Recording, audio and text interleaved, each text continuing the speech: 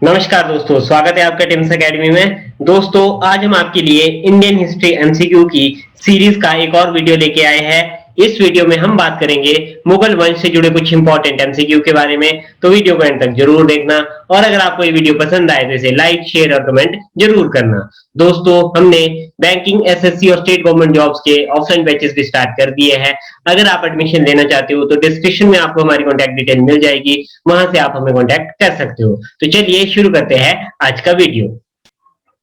First question है, मुगल वंश के संस्थापक किसे माना जाता है?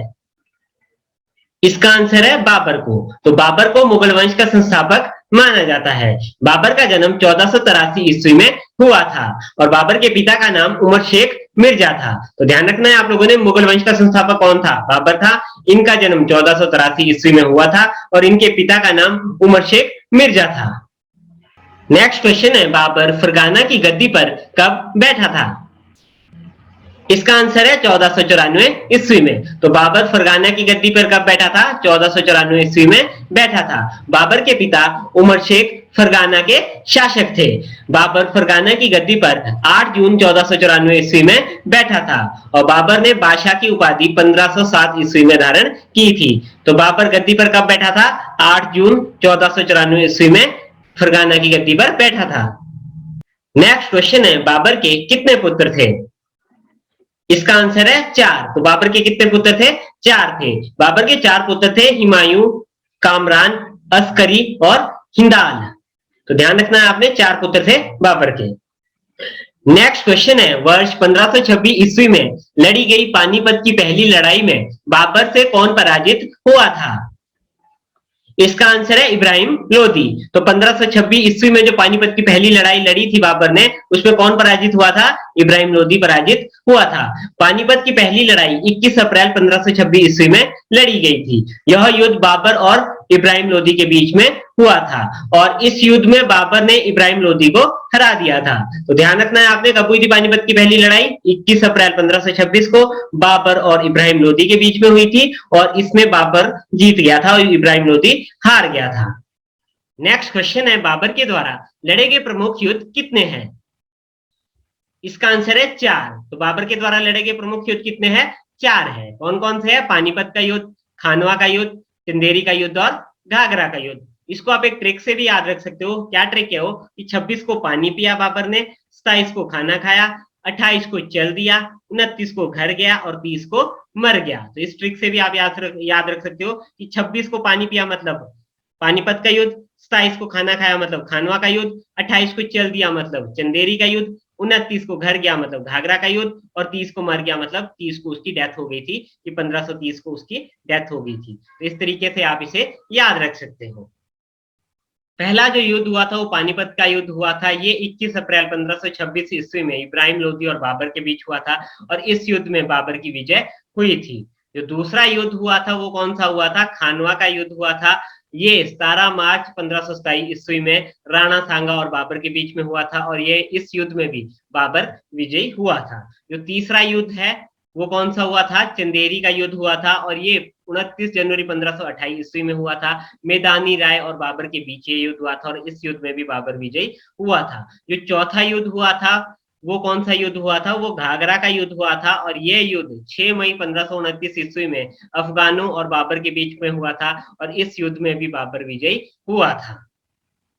नेक्स्ट क्वेश्चन है, बाबरनामा की रचना किसने की थी? इसका आंसर है बाबर ने। तो बाबरनामा की रचना किसने की थी? बाबर ने की थी। बाबर ने अपनी आत्मकथा बाबरनामा की रचना की थी, जिसका बाद में फारसी में अनुवाद अब्दुल रहीम खान खाना ने किया था। तो बाबरनामा की रचना किसने की थी? बाबर ने की थी। क्या था बाबरनामा? बाबर की आत्मकथा थी और इसका फारसी अनुवाद किसने किया था? अब्दुल रहीम खान खाना ने किया था। नेक्स्ट क्वेश्चन है, किस युद्ध में विजय के उपरांत बाबर ने गाजी की उपाधि धारण की थी? इसका आंसर है खानवा का युद्ध। तो खानवा के युद्ध में विजय के उपरांत बाबर ने गाजी की उपाधि धारण की थी। नेक्स्ट क्वेश्चन है, बाबर की मृत्यु कब हुई थी?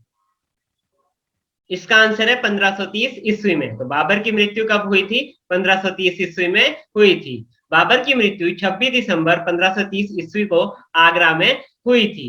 प्रारंभ में बाबर का शव आगरा के आरामबाग में दफनाया गया था, पर बाद में काबुल में उनके द्वारा चुने गए स्थान पे ही उन्हें दफनाया गया था। तो बाबर की मृत्यु 1530 ईस्वी में 26 दिसंबर 1530 ईस्वी को हुई थी और उनका शव पहले आगरा में दफनाया गया था, लेकिन बाद में काबुल में उनके द्वारा चुने गए स्थान पे ही उनका शव दफनाया गया था। नेक्स्ट क्वेश्चन है, बाबर का उत्तराधिकारी कौन था? इसका आंसर है हुमायूं। तो बाबर का उत्तराधिकारी कौन था? हुमायूं था। हुमायूं का जन्म 1508 ईस्वी में हुआ था। नसरुद्दीन हुमायूं 29 दिसंबर 1530 ईस्वी को आगरा में 23 वर्ष की आयु पे सिंहासन पर बैठा था। तो कौन था बाबर का उत्तराधिकारी? हुमायूं था। 1508 ईस्वी में उसका जन्म हुआ था और 29 दिसंबर 1530 ईस्वी को जब वो 23 वर्ष का था तब वो सिंहासन पर बैठा था। नेक्स्ट क्वेश्चन है, दीनपना नामक नगर की स्थापना किसने की थी? इसका आंसर है हुमायूं ने। तो दीनपना नामक नगर की स्थापना हुमायूं ने की थी। 1533 ईस्वी में हुमायूं ने दीनपना नामक नगर की स्थापना की थी।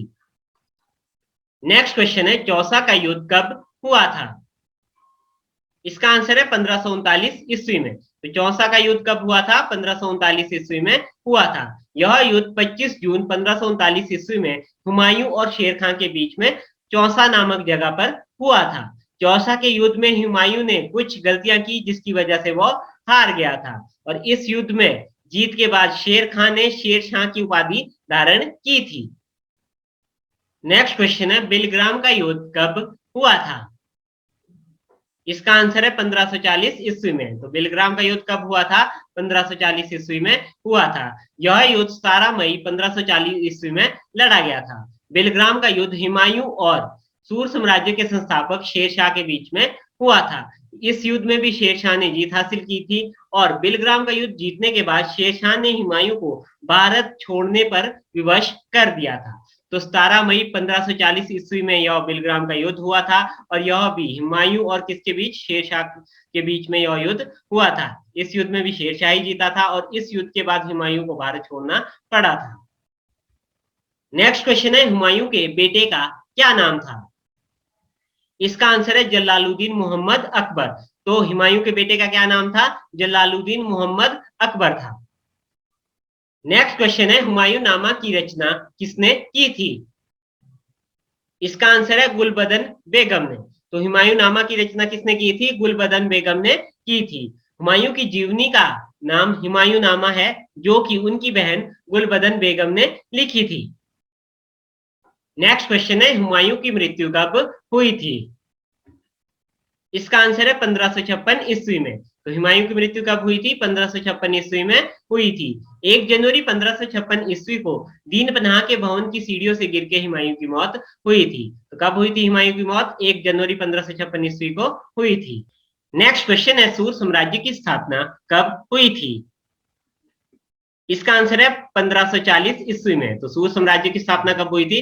1540 ईस्वी में हुई थी। सूर साम्राज्य के संस्थापक शेरशाह सूरी ने सूर साम्राज्य की स्थापना 1540 ईस्वी में हुमायूं को हरा के की थी। तो कब हुई थी? 1540 ईस्वी में, जब हुमायूं को शेरशाह सूरी ने हराया था उसके बाद उन्होंने सूर साम्राज्य की स्थापना की थी। नेक्स्ट क्वेश्चन है, पाटलिपुत्र को पटना के नाम से पुनः स्थापित किसने किया था? इसका आंसर है शेरशाह ने। तो पाटलिपुत्र को पुनः पटना के नाम से स्थापित किसने किया था? शेरशाह ने किया था। और कब किया था उन्होंने? ये 1541 ईस्वी में किया था। नेक्स्ट क्वेश्चन है, भारत में डाक प्रथा का प्रचलन किस शासक ने किया था? इसका आंसर है शेरशाह सूरी ने। तो भारत में डाक प्रथा का प्रचलन किसने शुरू किया था? शेरशाह सूरी ने शुरू किया था। नेक्स्ट क्वेश्चन है, शेरशाह सूरी की मृत्यु कब हुई थी?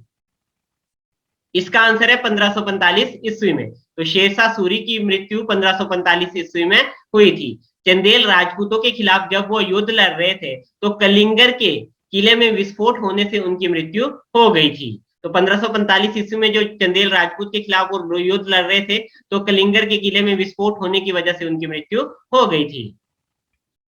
तो दोस्तों ये थे मुगल वंश और सूर्य वंश से जुड़े कुछ इंपॉर्टेंट एमसीक्यूज। इस वीडियो का पार्ट 2 हम जल्दी ही लेके आएंगे। अगर आपको ये वीडियो पसंद आए तो इसे लाइक, शेयर और कमेंट करना ना भूलिएगा। अगर आप इस वीडियो को फेसबुक पे देख रहे हैं तो हमारे पेज को लाइक कीजिए। अगर आप इस वीडियो को यूट्यूब पे देख रहे हैं तो हमारे चैनल को सब्सक्राइब कीजिए, क्योंकि हम आपके लिए ऐसी वीडियो यहाँ पे लाते रहेंगे। धन्यवाद।